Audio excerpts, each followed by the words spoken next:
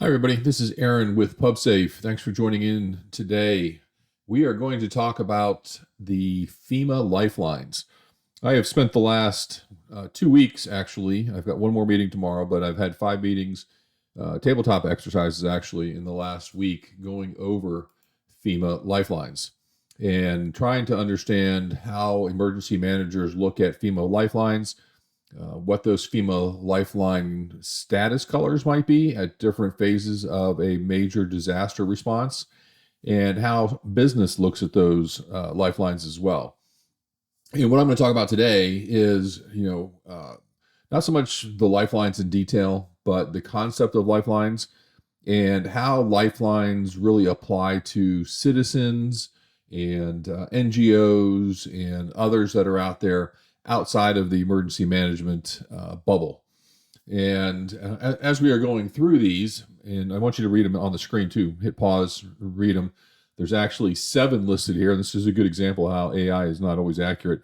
There's 7 here, but if you look at the FEMA website, this is their document, and these are the categories that we've been talking about for the last 5 days or 5 meetings. There's actually 8. So let's zoom in on these a little bit and make sure that you can see those. That should work. That should at least help anyway.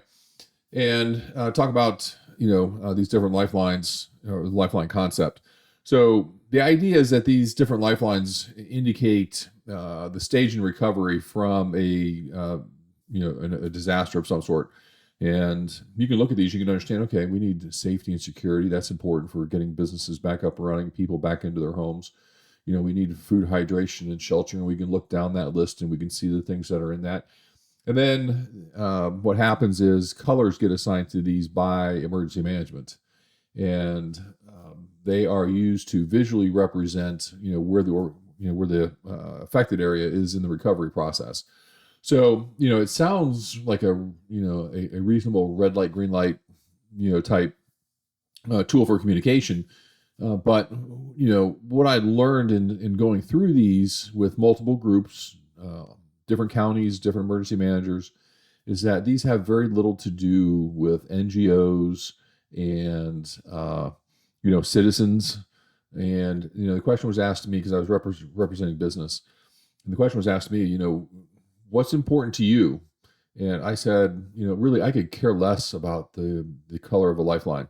What I'm doing after a disaster is I'm looking at the ground at my feet and trying to make sense of my situation in a 10-foot bubble, right? This is the large-scale bubble.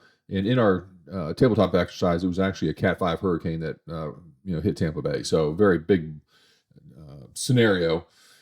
And these were being discussed. So from an EOC perspective, high-level EOC perspective, you think, all right, well, that sounds pretty good. But what we found in conversation, even in our short exercises, what's the definition of, green for food, hydration, and shelter?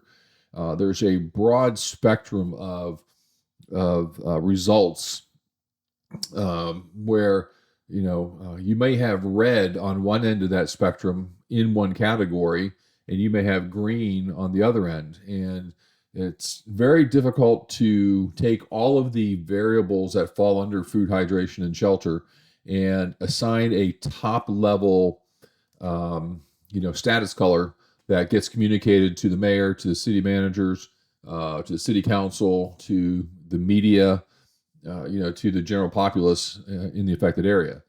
For example, let's talk about shelter. And in a major Cat 5 hurricane, or even in a 3 that we've seen here in Florida in recent years, evacuating everybody from those that are, mentally handicapped to those that are on life support systems, maybe those that are on dialysis, the elderly in, maybe long-term care facilities or dementia facilities, things like that. Getting those people out and then getting them back in is a huge, huge challenge.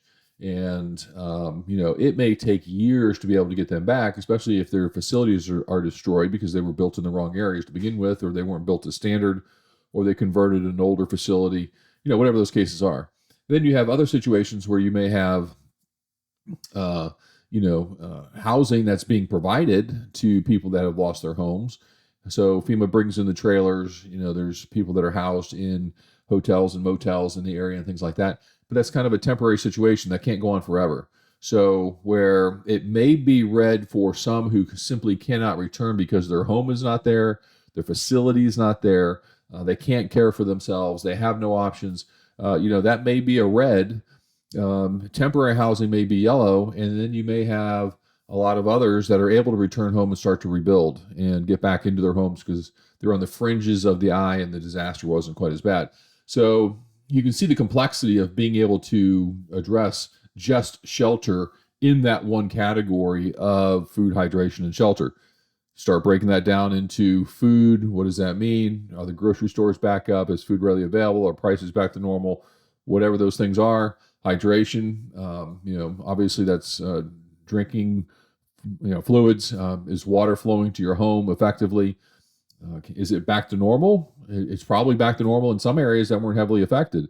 So how do you label, that as a green when you have certain areas where the pipes in the ground were destroyed and it'll be months before they could actually get water flowing back through their taps, right?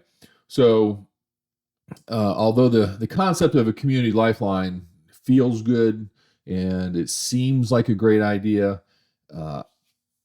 from a business owner's perspective, if I got brick and mortars or even a cloud-based business, it's almost useless to me, right?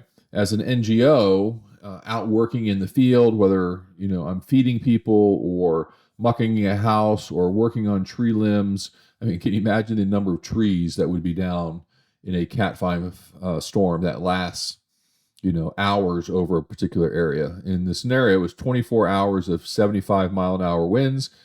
Before and after 160-mile-an-hour winds came through around the eye wall. I mean, just complete devastation for structures and vegetation, everything else, lines, just beyond real comprehension. And that's another video that I'll do talking about the mindset there. But, so these community lifelines, just don't seem to help that much. Now, what would help, and I hope some emergency managers are listening, or maybe some public information officers might be listening, is to break these down into subsections. And the example I like to use, because I saw it for the first time in one of the last hurricanes, was the energy sector. And I don't know if it was Duke Energy or which energy company, but they started to publish online the areas that were down and how many people were affected in those areas. And they started to list in the order in which they were going to, work on returning service. And that, as a business owner, gives me a chance to look at that and say, and maybe they could even put it like, hey, we think we're going to start working on this around this date, right?